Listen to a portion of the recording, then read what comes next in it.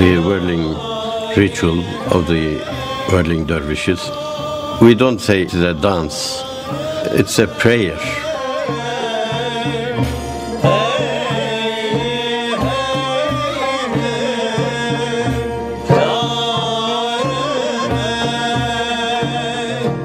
Everything is whirling in the world, from the smallest cell up to the galaxies of the universe.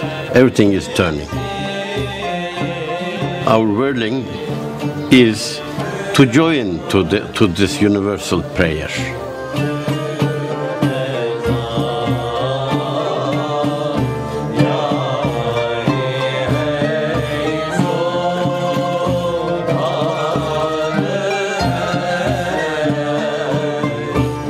Whirling is not difficult.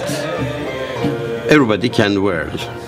At the beginning, some get dizzy, but after 1 month, 2 months, suddenly you become comfortable. The music for this ritual, called the sema, comes from Ottoman classical tradition. Most of the instrumental pieces and settings of Rumi's poetry were composed in the 18th and 19th centuries. The ceremony has now become rather formalised, but what set Rumi whirling was something much more everyday.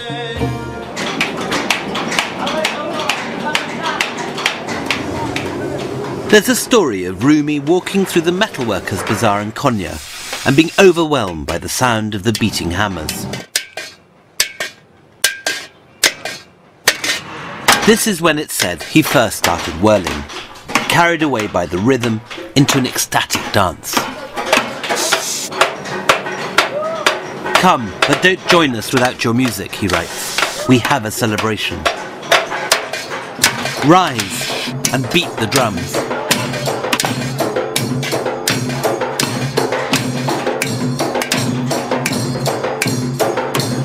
"We are drunk, but not from wine. This is the night of the sema, when we whirl to ecstasy."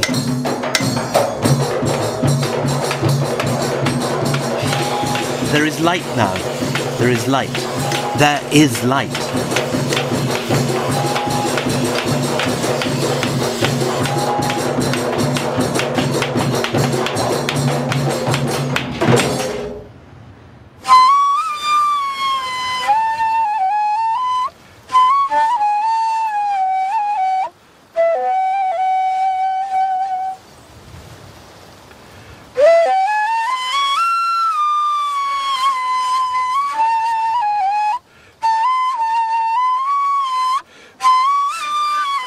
Music is a vital part of Rumi's philosophy. His most famous poem begins with the sound of the reed flute, the ney. "Listen to the ney," he writes, "how it laments its separation from the reed bed. It's a wonderful symbol for man's separation from God." Kudsi Ergüne comes from a long line of Turkish ney players.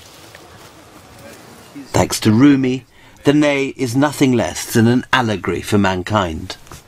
When the reed flute is not played, so it doesn't have any spirit in it. Okay. So the human being is the same situation. When there's not the inspiration of God, there's no any harmony, any melody in him. For Sufis, breath is actually a very important symbol, isn't it? It's a symbol of life. Symbol of the life, symbol of the spirit, with the symbol of the animation of the material. And that's why in Sufi ceremonies with the whirling dervishes, the ney becomes the breath who invokes the name of God.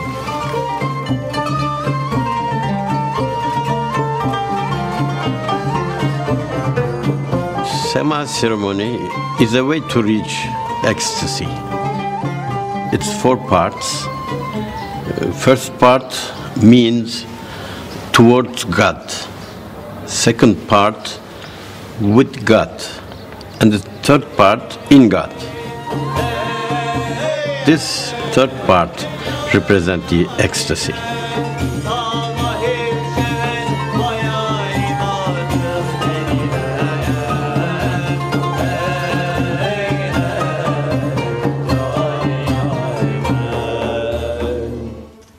The fourth part represents coming back.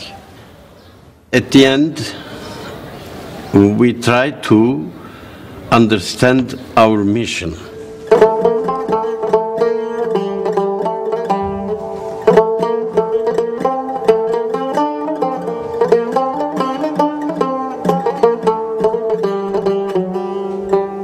The most important message of Rumi is unity. And he said, we have come to unite, not to divide.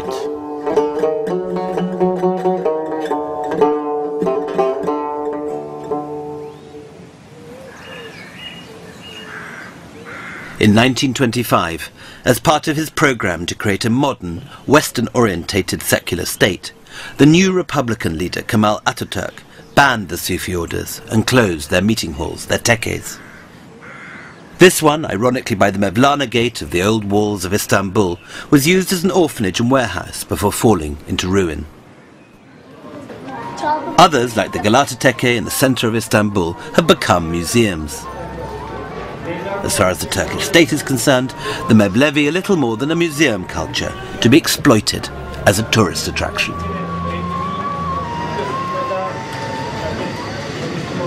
What's happening at this Sufi Tekke in Istanbul highlights the central paradox of modern Turkey's relationship with Sufism.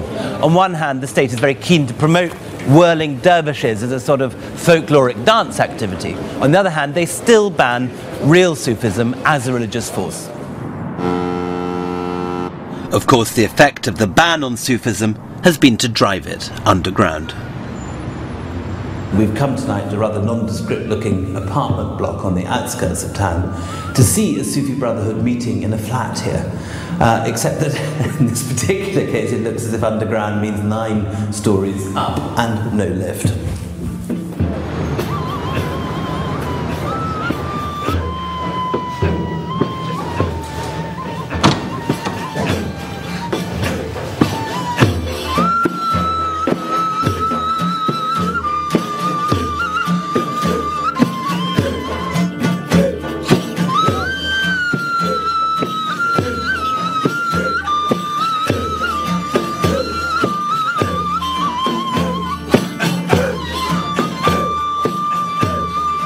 Although there are groups of Sufis like this one meeting all over Istanbul, it was surprisingly hard to find one that would agree to be filmed.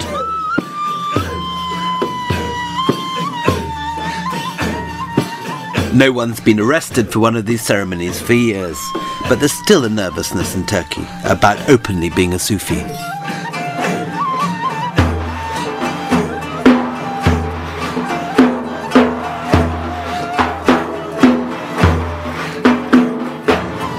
That much hidden now, because in the 1940s, 50s or 60s it was underground because it was very dangerous. You could go in prison for 6 or 7 months because you are doing a religious ceremony which is forbidden. So it is still forbidden, but we know that it's tolerated now.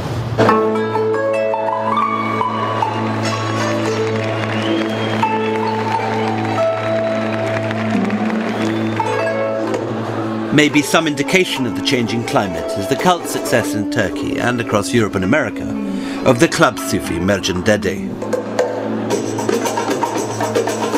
For Mercan, the seemingly radical combination of electronic beats and Sufi philosophy goes right back to Rumi.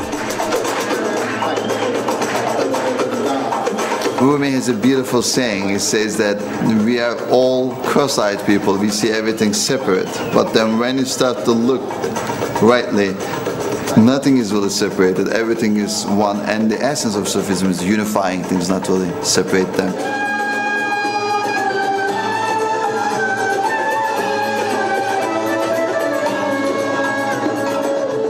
In my first gig, I remember, I just put this beautiful sound of an A with a really good underground techno beats, and whole energy in the dance changed, and I realized that the electronic music and the Sufi music, they just tell the same story. They're using different languages.